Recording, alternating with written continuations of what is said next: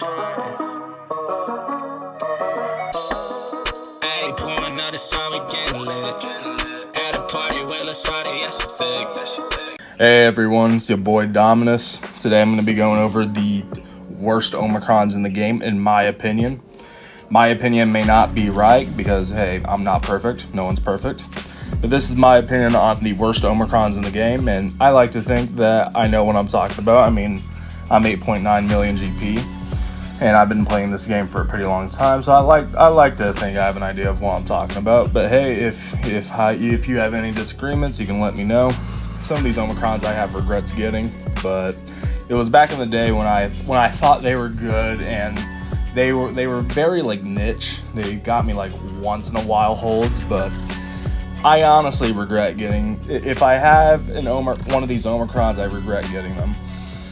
So, anyways, the first one I want to start out with, I kind of want to like bundle people together because they're the same faction, but these first two, Akbar and Leia, their Omicrons are, to put it simply, they're trash. Not worth it. They are some of the worst Omicron. They're some of the worst Grand Arena Omicrons in the game. Don't ever get them. At the start of battle, all allies gain tenacity up for 2 turns, which isn't terrible. But if all allies are rebel, whenever an ally's buff gains 3% turn meter. Whenever an ally whenever an ally's buff expires, that ally gains 3% turn meter. That's not terrible. Whenever an ally uses an ability that isn't an attack, which is Akbar's special abilities, all allies recover 5% health, which is trash. 5% health is fucking nothing. And instead of a random ally, the 2 other weakest allies are called to assist. I mean, that's not bad. But the allies who assisted have their cooldowns reduced by 1. Now, on paper, this isn't bad. On paper, this isn't bad. But you gotta remember, this is meant for like the back burner rebel team. And you want to know what back burner rebels there are? Like Bodhi. Hold on, let's actually go to the rebel faction real quick. Okay, if you look at the bottom of the barrel, like we got Farm Boy Luke. Like Farm Boy Luke, there's Ezra, there's Bodhi Rook, there's Lobot, there's Hoth Rebel Soldier. Basically, while on paper, Akbar's Omicron is good, the tunes that you use is not going to get you like benefit. The 20 Omicrons you're going to spend is not worth the value you get from this Omicron. And to put it simply, it doesn't really change anything. He still gets soloed by a lot of things. He still gets countered by like C- teams. So to be honest, it's not really worth it. Now to pair with the Akbar Omicron, we have the Princess Leia Omicron. And let's go ahead and put it out there. She has a 55% chance to grant rebel allies retribution. Retribution is basically 100% counter chance. And a 55% chance to grant all rebel allies tenacity up. And all rebel allies recover 5. Why the hell would you spend 20 Omicron mats on this? If you have this Omicron, why? Are you trying to get everything maxed? Look, I get if you're 14 million GP and you have everything, but come on. Who would get this Omicron? Who?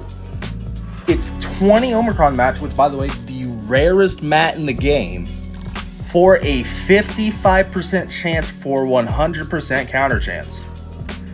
And 55% chance for tenacity up. Trash. Absolute trash. Now the last one in this little part is Farm Boy Luke, also known as one of the worst characters in the game. So his is not a Grand Arena Omicron, but it is a Territory War Omicron. Now he gains a lot of stats, which isn't bad, but you gotta remember, it's good on paper, but the character himself is trash. So all of this with a kit that literally just says 40, he scores a critical hit and just inflicts damage over time. It's not good. It's literally just two abilities that do damage, a trash leader and just he does nothing. He does literally nothing. It's 20 Omicron mats to slightly boost a character in territory wars. That's not even great. Don't spend 20 Omicron mats on that. Unless you love Farm Boy Luke so much, unless you watch A New Hope so much to apply 20 Omicron mats on this man, just don't. Please don't. For your sanity and my sanity, just don't. Alright, so the next one we have is First Order TIE Pilot. Now, I applied this Omicron regretfully, and I am a Supreme Leader Kylo fanboy.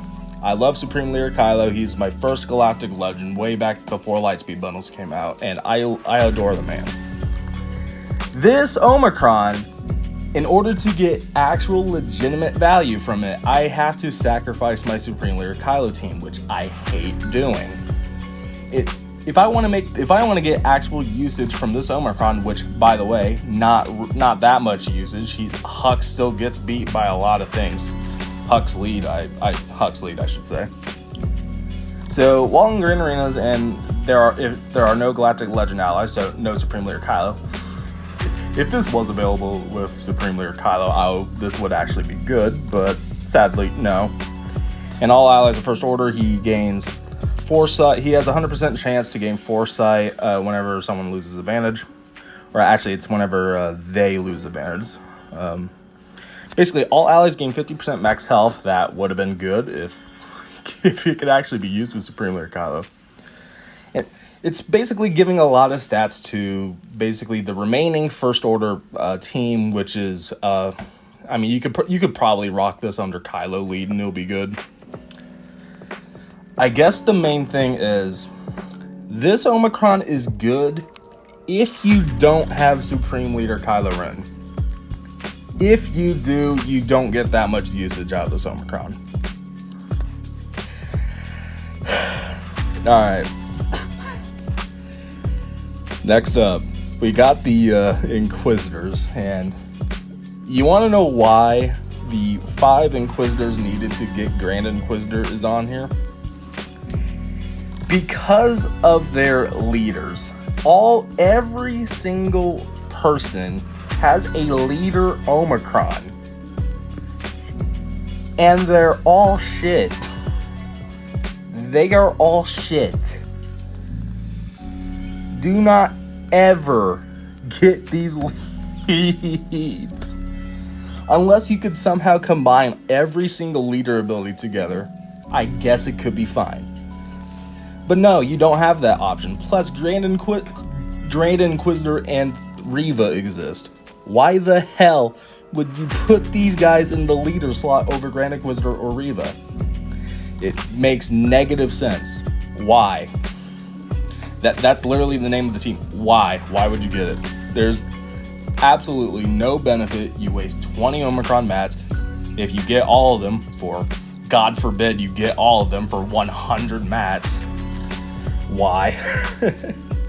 I think if you know the game, if you know the kits, if you know the Inquisitorius, you know what I'm talking about. Don't ever get these leads. Just stick with Grand Inquisitor and Reva, please. Alright, next up. I really wish this Omicron was good, but sadly it got overhyped. It is Luminara's Master Healer's Blessing. Now, it is a very wordy one. I'm not going to bother reading all of that. I mean, it's a mass buff to spell. It's not bad, and you get lots of stats under heal over time. I guess the main thing is that you don't really get... I mean, the heal over time doesn't really last that long, right? If I remember correctly. If I remember correctly, you only get a heal over time for, like, what, 2 turns? And it can easily be dispelled. Basically, a shit ton of things for, like, what, only 2 seconds? Only, like, 2 turns? It's a lot of words with, like, no benefit. It's like they were making an essay just to get, like, a C+. Do I even need to explain this one? Oh! Now, way back in the day, I implied the Kyle territory battle Omicron. It's not that great. And the reason why I have every single TB Omicron here is that territory battle doesn't really need that many Omicrons. Doesn't really need it. I mean, if you have the teams powerful enough to get through it, you're easily going to clear the phase. Hell, most of your points come from deploying anyways, so you don't really need the Omicrons just to complete a mission or two. It's frankly not worth it, and I would say the only worthwhile TB Omicron would be Jedi Knight Cal Kestis's Weight of the Galaxy. This one is actually solid for TB, given that you can run literally anyone with him. But other than that, just don't even, other than Cal Kestis's lead, just don't get any territory battle Omicrons. Don't make the mistake I did getting Kyle's. Just don't even bother. Next one coming up is Chief Nebbit. Now this Omicron is his leader, and it's a very wordy, it's kind of like Luminar's. It's a wordy Omicron that does damn near nothing. Because guess what? The Jawas are a shit team. This team is one of the worst in the game, and I really wish they got a lifter. I really wish these Jawas got a lifter. Hey, you know what? Here's the craziest idea. Gonk Droid Jawa lifter. It would be the greatest lifter of all time. Gonk Droid Jawa lifter. It would be fucking awesome. Sadly, no. Jawas are just not that great. One of their only niche counters is like Mon Mothma and Geos, but literally that's it. Don't even gear them up for... Never gear them up unless it's for platoons. Just don't. Never. I know I'm not for a very long time, unless I have literally nothing else to do. Next up, we've got Scion of Django. He has 3 Omicrons, all of which add nothing to the bounty hunter team. He still gets countered, but now I haven't really seen too many defensive things against him. That's my dog barking. Haven't seen many like defense battles against him, so who knows, but basically shit ton of words. Shit ton of words. And guess what? Does not add anything to the bounty hunter faction, because guess what? There's a lot of bounty hunter leaders that just do the same thing, if not better. And you do not need to waste 60 Omicron mats just to get this guy running in order to just do the same thing you've already been doing. It's a waste. It doesn't help that this guy is the worst conquest character in the game. I said it. He's worse than Trench. Don't even bother. Now, while Trench is a bad conquest character, you can at least say his Omicrons are actually good. Cal Kestis is a conditional bad Omicron. If and only if one, you do not have Fulcrum up and running, and 2, you don't have her Omicron. This literally has no use if you don't have a Fulcrum's Omicron. That's it. I don't think I need to explain that much more. You have eyes. If you don't have Fulcrum Omi, it's useless. Next up, I don't need to explain much. It's Conquest Omicrons. You don't need Conquest Omicrons in order to red crate. I literally just red crated Conquest like a day ago. You don't need it. Trust me when I say you don't need it. Unless you love these characters so much that you want the Omicron. Don't. Basically, the raid Omicrons are very temporary use. Now, if you apply them, yeah, you can help your guild. You're only going to help your guild for 8 months. Now for Scout and Bausch, they're 20. They cost if I remember correctly, they cost 20, right? Yeah, they cost 20. It's worthless. The good news for Boomandir is that Boomandier's cost 10. So it's not that much of a mat deficit, but it's still going to be a rate Omicrons, very temporary. Don't bother. Don't bother unless you're a very good guildie. So next up is Dash. Now Dash Rendar is kind of conditional in the fact that his Omicron is great in tandem with Vandor Chewbacca for constant revives on offense. You can cheese multiple teams. You can cheese Qui-Gon. You can cheese when the Kelleran Beck Kelleran Beck Datacron was meta. You could use Dash to cheese him. But if you put this on defense, however, the opponent, if they have a brain cell, is going to go after Vandor Chewbacca first. And essentially the cheese is going to get shut down and it's just a regular Dash team. Now, of course, Dash Rendar isn't the worst tune in the game. He can still hold his own, but he gets much more viable. He gets much more viability from offense than he is on defense, and then the most random things can counter him on defense. So that's why he's on here. He's only good on offense. And then the last one for today, the Ewok leader, Chief Chirpa. His Omicron is good on paper. However, his Omicron's good, but the Ewok team itself is just trash.